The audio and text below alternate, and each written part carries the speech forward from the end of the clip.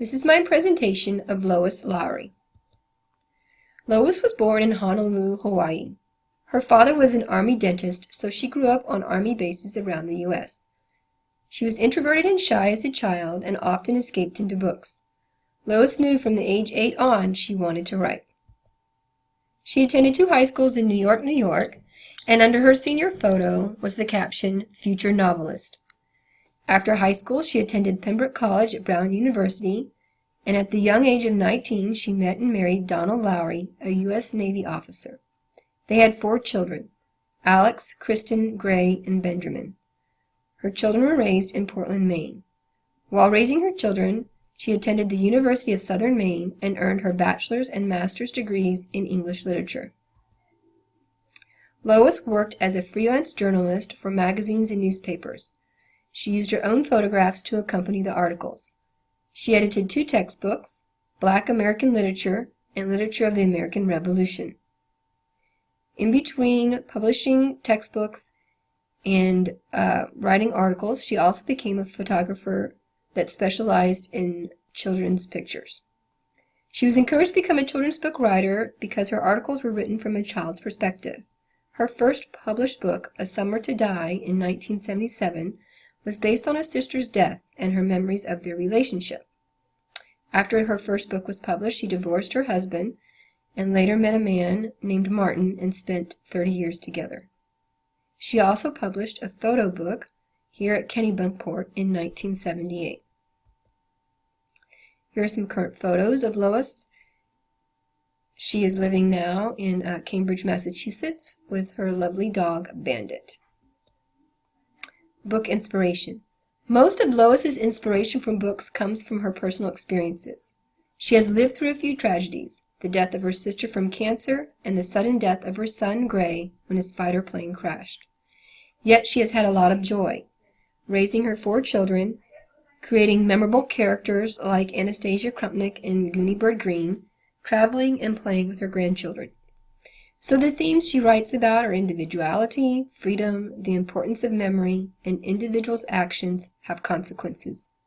These are broad, yet a reader can relate to any one of them easily. Lois Lowry is a Newbery Award medalist.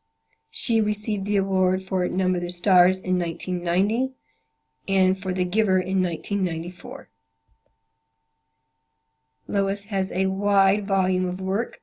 She's created at least 4 series, the Anastasia series based off of Anastasia Krupnik, and then a spin-off with the character Sam Krupnik. She wrote a short series about the Tate family. She extended her Giver into a quartet that includes Gathering Blue, Messenger, and Sun.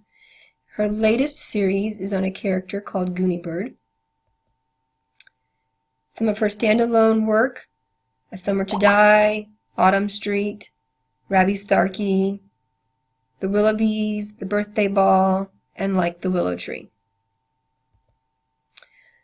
The 2 books I'm going to feature are Gooney Green and The Willoughbys. Gooney Green is new to the 2nd grade class at Water Tower Elementary School and wants to be smack dab in the middle of everything. She's a unique individual who has her own sense of style. Every day is an adventure with her, from flashy outfits to her unusual lunch combinations. The students in Mrs. Pigeon's class can't wait to find out what she will share during story time. The class clamors to hear Gooneybird's absolutely true stories. Her stories range from how she got her name to when her cat, Catman, was consumed by a cow. Looking at her own new student experiences of being shy and not wanting to be noticed, Lowry flipped it around to create this outspoken, confident character. Lowry cleverly embeds the instruction of the elements of storytelling, transitions, flashbacks, flash-forwards, and multiple meaning words, so that teachers can use this book to introduce their students to writing their own absolutely true stories. The other books in this series also have elements that teachers can use for instruction. The Willoughbys. Meet the Willoughby children. Oldest brother Timothy, the twins Barnaby A and Barnaby B, and little sister Jane. They're old-fashioned children who love adventure and want to rid themselves of their not-so-kind parents. While they're plotting a way to get rid of their parents are hatching a scheme to do the same. There are lots of twists and turns in this hilarious story of how the Willoughby children, who are abandoned by their parents, come to find a family in a nanny, a baby, a millionaire, and his long-lost son. Lowry uses references to other famous storybook characters, plots, and themes to carry out this delightful, if a bit twisted, story. The Willoughbys is a bit snarky at times, but delivers a happy ending for the most part. Lois Lowry is a writer for children. She's written a broad range of stories from serious to humorous. Lois portrays characters that are intelligent, sensitive, and oftentimes funny, who face challenges in life with as much grace and confidence as the situation calls for. Her importance to children's literature is that she doesn't follow trends and write stories just to get published. She crafts wonderful, quirky stories that have a message for her readers. Be aware that everything you do impacts someone else's life. Here's a quote I found from brainyquote.com. What comes to me always is a character, a scene, a moment. That's going to be the beginning. Then, as I write, I begin to perceive an ending. I begin to see a destination, although sometimes that changes. And then, of course, there's the whole middle section looming. Here are some sources I used in my research.